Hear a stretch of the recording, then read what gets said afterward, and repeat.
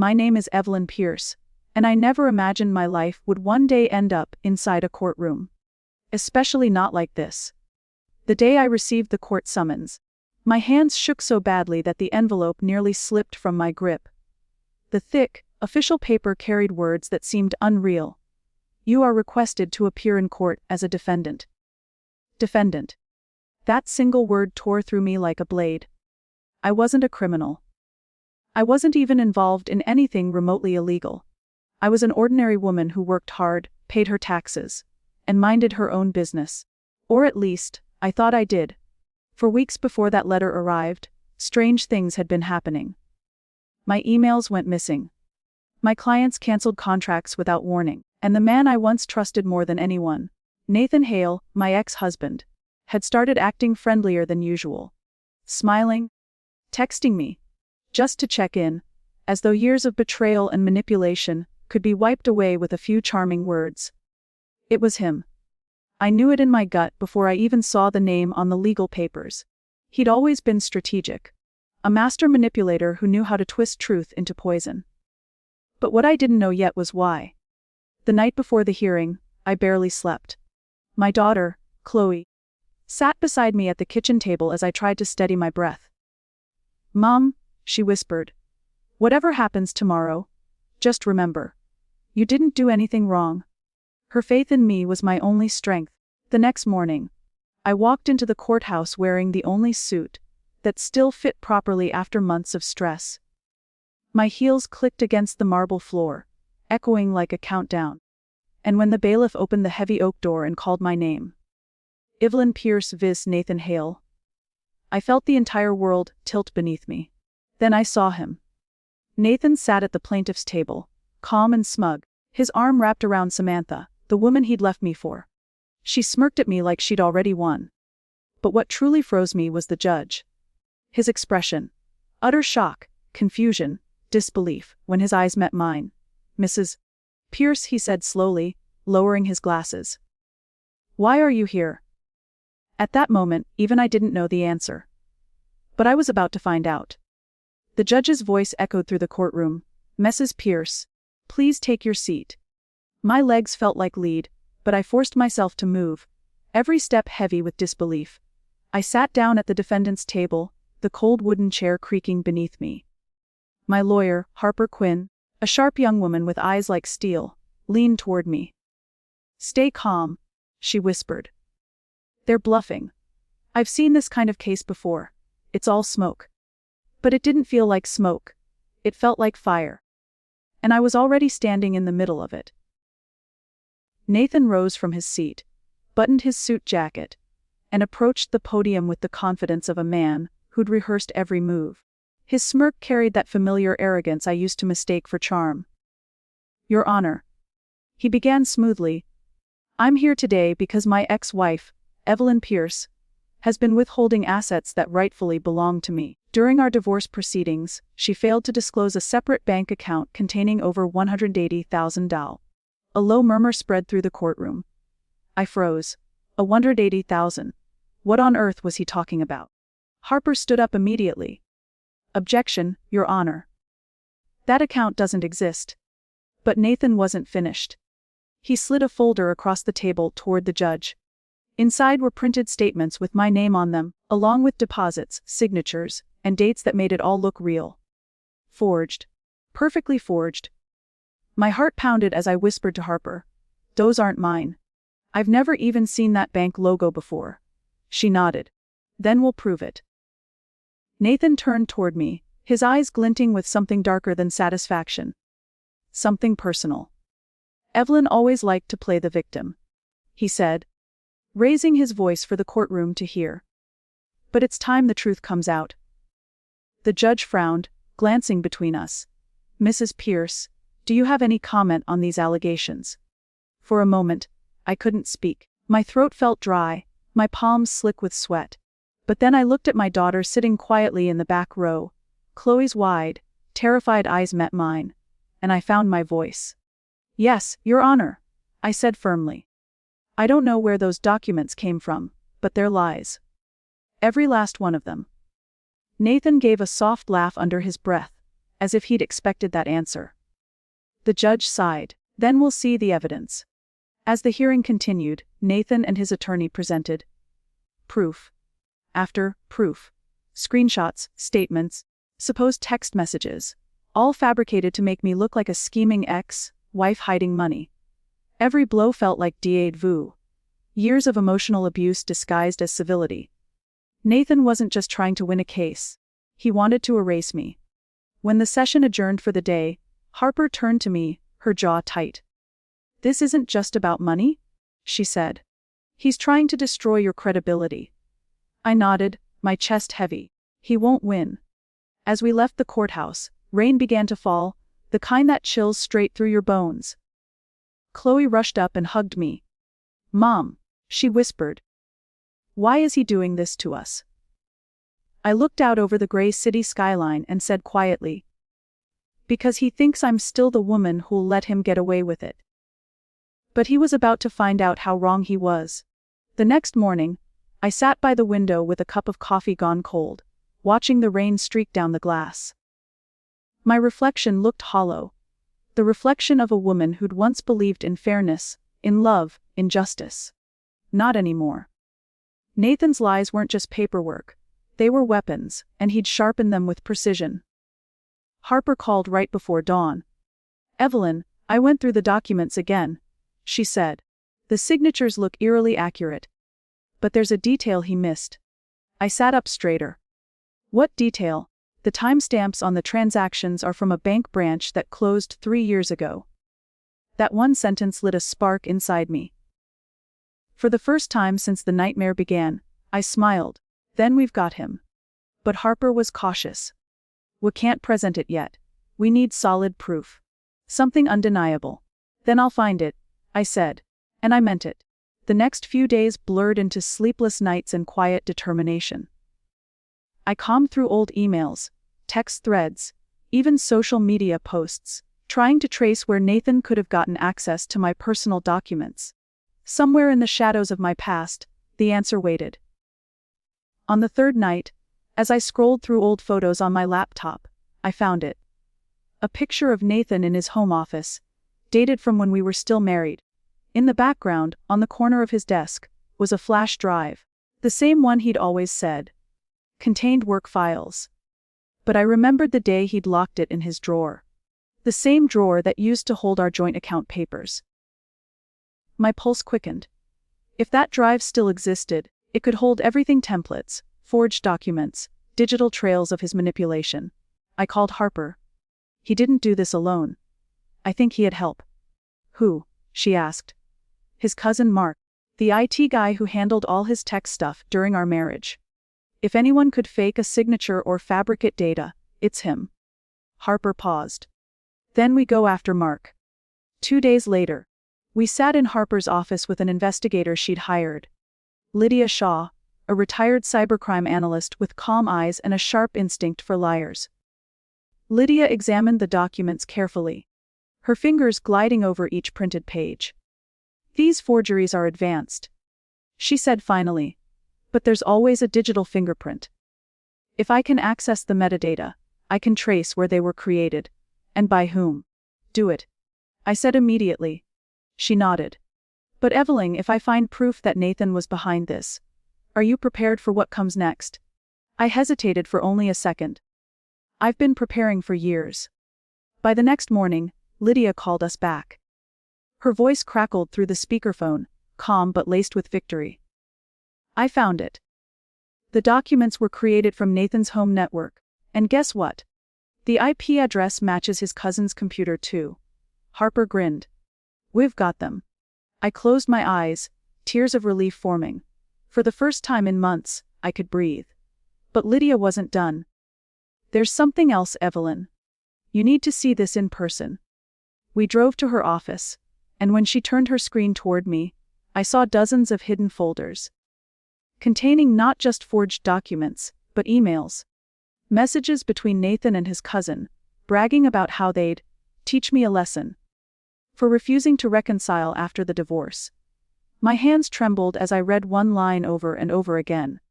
"Once the court freezes her accounts, she'll come crawling back." The room went silent. Harper finally spoke. "This isn't a divorce case anymore. This is criminal fraud." And for the first time since Nathan started his war, I smiled, a slow, unshakable smile. "Good," I whispered. "Because I'm done playing defense." The morning of the hearing felt different, not heavy like the ones before, but charged, electric, alive. I wasn't walking into that courthouse as the woman Nathan painted me to be. The unstable ex-wife. I was walking in as something far more dangerous. A woman who had proof. The marble floors of the courthouse gleamed beneath the fluorescent lights as I entered, Harper by my side. My heels clicked sharply against the tiles, each step echoing like a countdown. Nathan stood at the far end of the hallway, laughing with his lawyer. His navy suit was crisp, his confidence oozing through every smirk. He looked like he'd already won. But when his eyes met mine, he froze, just for a second. Because I wasn't trembling anymore. I wasn't broken. I was calm, controlled, unreadable. Harper leaned toward me. "Remember, say as little as possible. Let me handle the presentation." I nodded, sliding into my seat as the judge entered. The gavel struck wood, and the room fell silent. "Case number 4879, the clerk announced. Nathan Hale versus Evelyn Hale." Nathan straightened his tie and glanced back at me. That same smug expression he'd worn through every manipulation, every argument, every betrayal. When it was his turn to speak, his lawyer painted a perfect picture. "Your Honor, my client merely sought what he was owed. Mrs. Hale, excuse me, Ms. Hale, refused to release funds that were rightfully part of the marital settlement." He gestured toward the forged documents. The ones we'd let him think we hadn't discovered. Then Harper stood. Calm, confident, and deadly. "Your Honor," she began, "what my client's ex-husband failed to disclose is that the documents submitted as evidence are fraudulent. We have verifiable proof, including metadata, IP logs, and correspondence, showing these forms were fabricated by Mr. Hale and his associate, Mark Anderson." A ripple of confusion ran through the courtroom. Nathan's lawyer frowned. "That's outrageous," Harper cut him off, sliding a folder across the table toward the judge. "Outrageous, perhaps. But true." The judge adjusted her glasses, flipping through the printed emails. Her brow furrowed as she read. "Mr. Hale," she said, her tone sharp. "Are you aware your email account has been directly linked to the creation of these documents?" Nathan's face went pale. "That's impossible. Someone must have framed you." Harper interjected smoothly. "Then perhaps you can explain why these messages include private details about your ex-wife's finances. Ones only you could have known." Nathan's lawyer whispered something urgently in his ear, but Nathan was too stunned to respond. His arrogance cracked. His confidence bled away in silence. I sat perfectly still, watching the man who'd built his life on control lose every ounce of it. The judge turned to me. "Emmons Hale, did you authorize any of these transactions?" "No, Your Honor," I said evenly. "In fact, when I first noticed the charges, I reported them as fraud. My ex-husband retaliated by contacting my workplace, claiming I was unstable. I lost my promotion because of that rumor." The judge's gaze softened slightly before hardening again as she turned to Nathan. "Mr. Hale, this is serious, very serious." His lawyer scrambled for words. "Your Honor, if I may request a short recess." "Denied," the judge said. "I want to see the digital evidence myself." Harper motioned toward Lydia, who had been waiting quietly in the back row. She approached the bench with a USB drive. "Your Honor, this contains the full chain of evidence, metadata, timestamps, and location data confirming that the fraudulent documents originated from Mr. Hale's home network." As the judge inserted the drive and began scrolling through the data, the courtroom was silent except for the hum of the ceiling fan. Nathan's jaw clenched. His lawyer's face drained of color. And then came the sound I'd been waiting for. The judge's sharp intake of breath. "This is irrefutable," she said. "Mr. Hale, you will remain here while we notify the district attorney's office. Fraud, identity theft, and attempted perjury are not civil matters. They are criminal." Nathan stood abruptly. "This is a mistake," "Sit down." The judge snapped.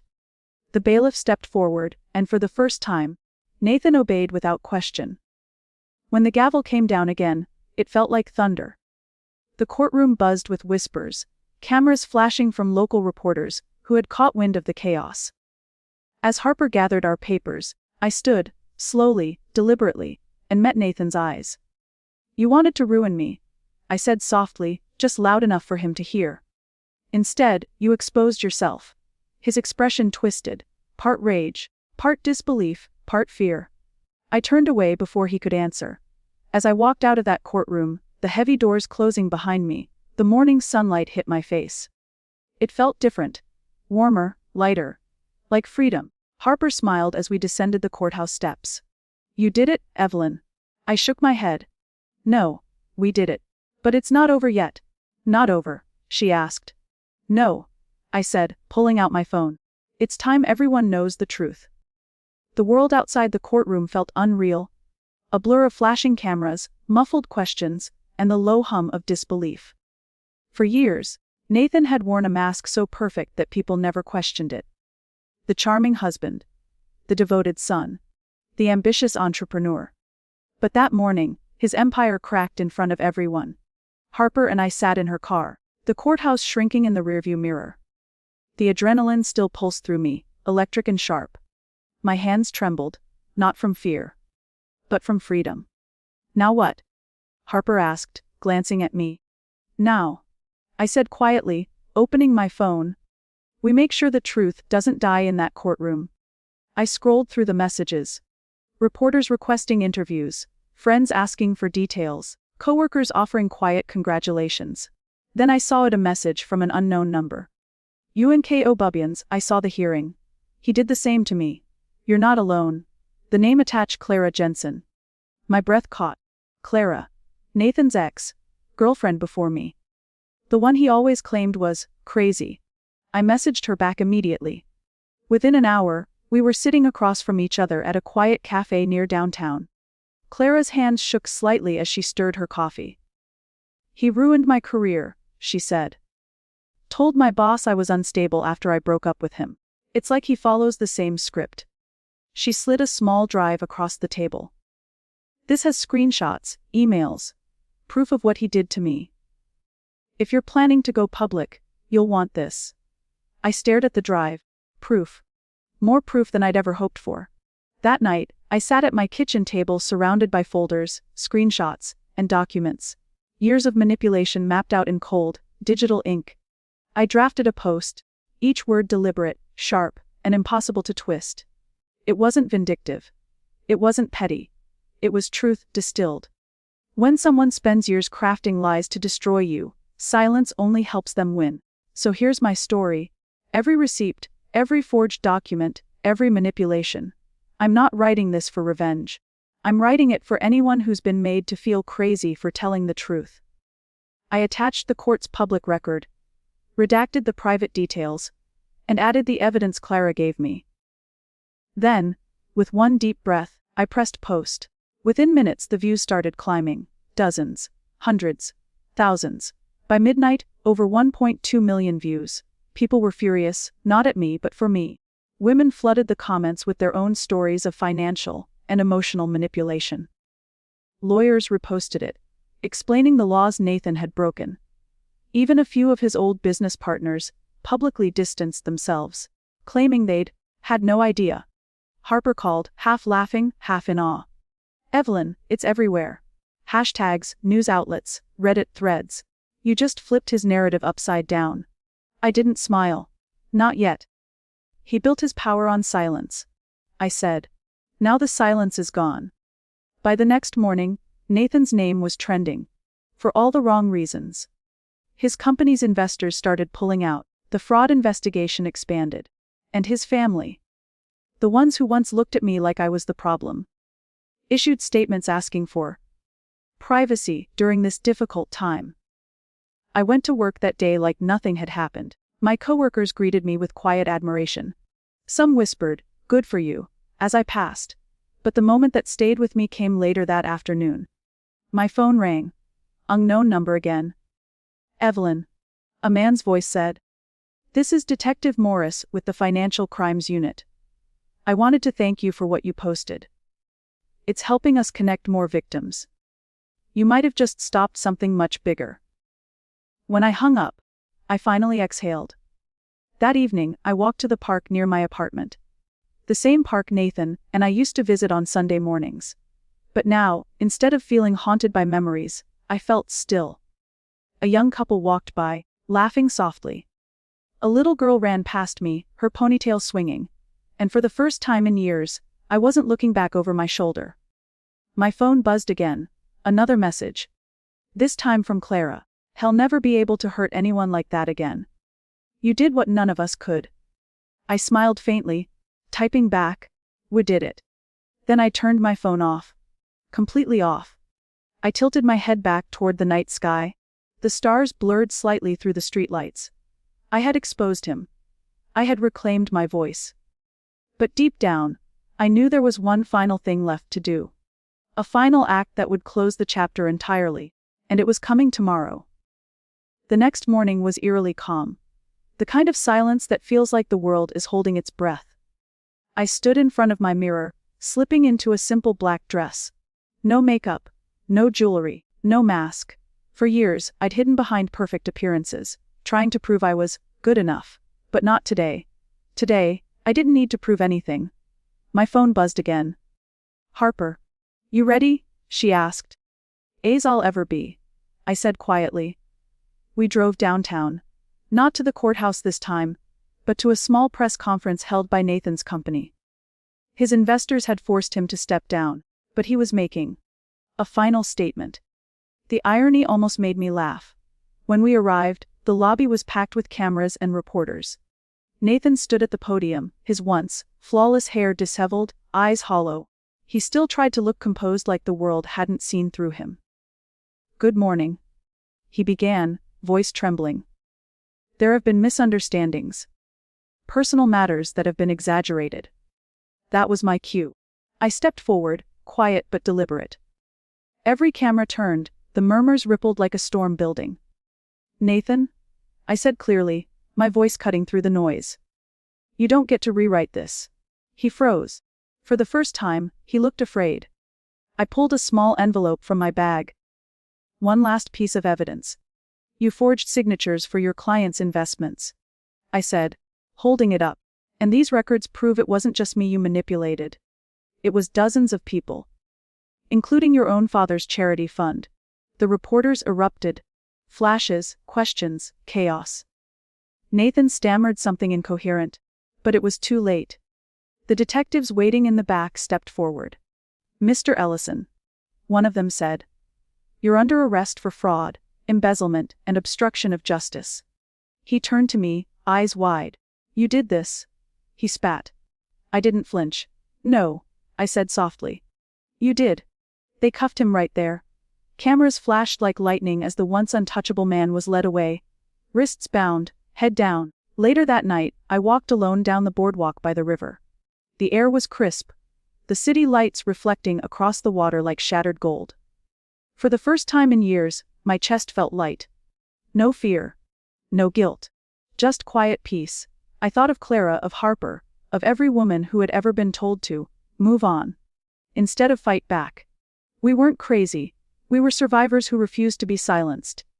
I took out my phone, opened a blank post, and typed the final words I'd been holding back for too long.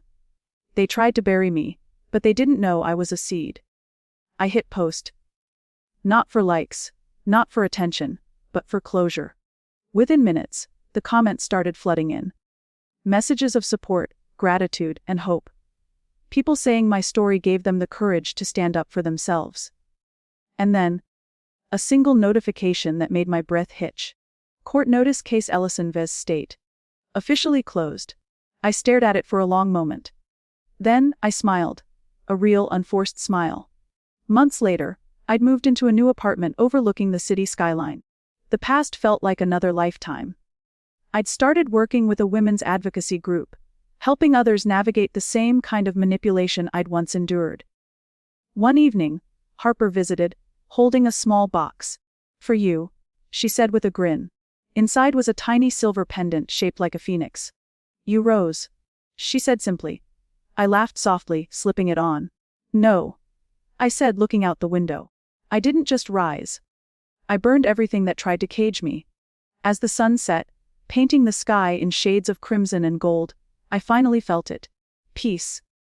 Not the fragile kind that can be stolen, but the kind that comes from truth, survival, and strength. The woman who once walked into a courtroom trembling had walked out of her own ashes unbroken. And this time, there would be no looking back.